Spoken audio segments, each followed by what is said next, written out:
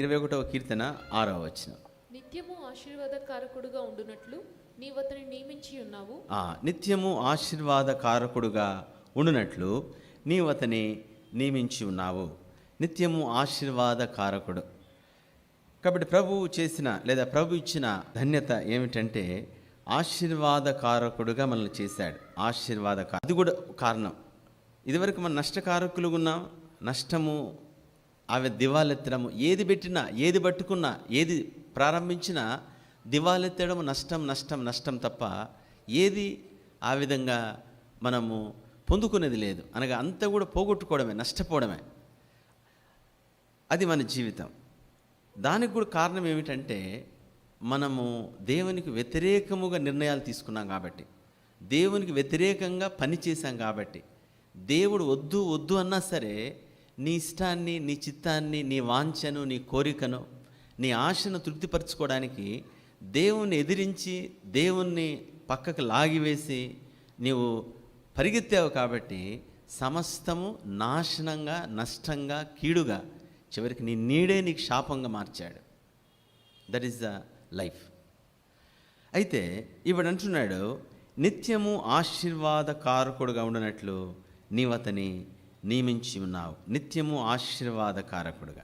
కాబట్టి ఎలా మార్చివేశాడంటే ఇప్పుడు ఆశీర్వాదానికి, కాబట్టి ఆశీర్వాదకారకుడుగా అంటే ఇప్పుడు ఏది పెట్టినా ఆశీర్వాదమే, ఏది పెట్టినా దీవెనే, ఏది పెట్టినా దీవెనే.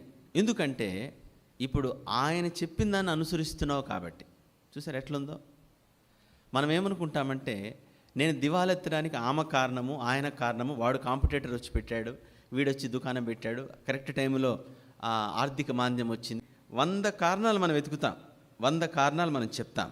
కానీ వాస్తవం ఏమిటంటే మనము దేవునికి వ్యతిరేకంగా ఉన్నాం కాబట్టి, మన ఇష్టం చొప్పున మనం చేశాం కాబట్టి మనం శాపగ్రస్తులుగా మార్చబడ్డాం.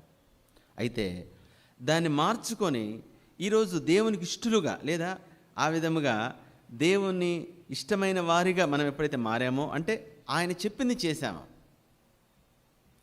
ఆయన చెప్పింది చేసాము. ఇప్పుడు ఏం చేశాడంటే అదే వ్యక్తులను ఇప్పుడు ఆశీర్వాదకారకులుగా చేశాడు.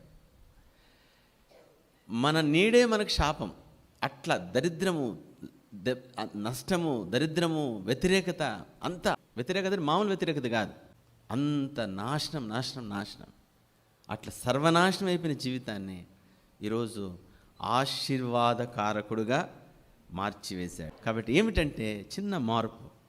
ఆయనకు ఇదివరకు వ్యతిరేకులము, ఇప్పుడు ఆయనకు ఇది ఓన్లీ వన్ థింగ్, ఆయనకు అనుకూలంగా మార్చాం కాబట్టి ఇప్పుడు ఆశీర్వాదకారకుడుగా మాత్రమే కాదు, ఏమంటున్నాడు, నిత్యము ఆశీర్వాదం. అంటే ఏమి పెట్టినా, ఏది ప్రారంభించినా, ఏది అడుగు పెట్టినా నేనేనా అని మనకు మనమే ప్రశ్నించుకునే విధంగా, మనకు మనమే ఆశ్చర్యపడే విధముగా ఆశీర్వాదం.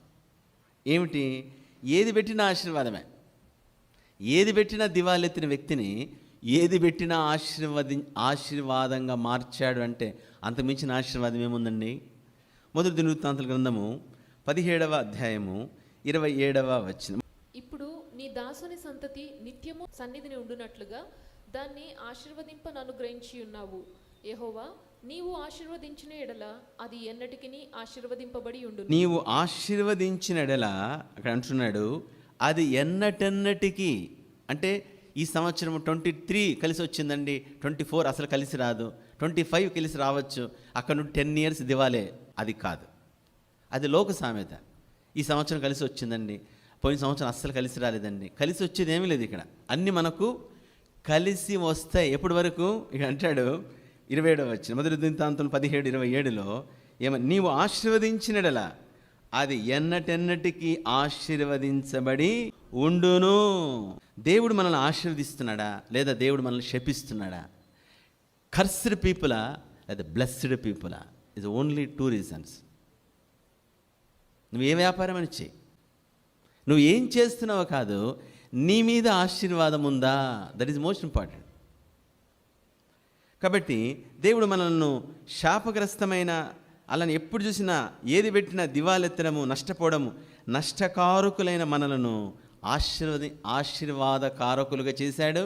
అలానే నిత్య ఆశీర్వాదకారకులుగా అంటే ఎంతకాలం బతికినా ఆశీర్వాదము నన్ను వెంబడిస్తుంది అనుకో. 23వ కీర్తనలు అంటాడు, నేను బ్రతుకు దినములన్నయు కృపాక్షేమములే నా వెంట వచ్చును, చిరకాలం నేను యెహోవా మందిరములో నివాసము చే. నేను బ్రతుకు దినములన్నయు, బా అంటే డిక్లరేషన్ కాదు, ఇట్స్ అ ఫెయిత్ కాదు, డిక్లరేషన్ కాదు, దట్ ఈస్ అ ట్రూత్. సత్యం అంతే. ఏదేమైనా కావచ్చు, నేను మాత్రం దీవెనలోనే ఉంటాను, ఆశీర్వదించబడే ఉంటాను, నేను అభివృద్ధి చెందుతూనే ఉంటాను. నిత్య ఆశీర్వాదకారకుడుగా ఉండినట్లు నీవు అతన్ని నియమించితివి.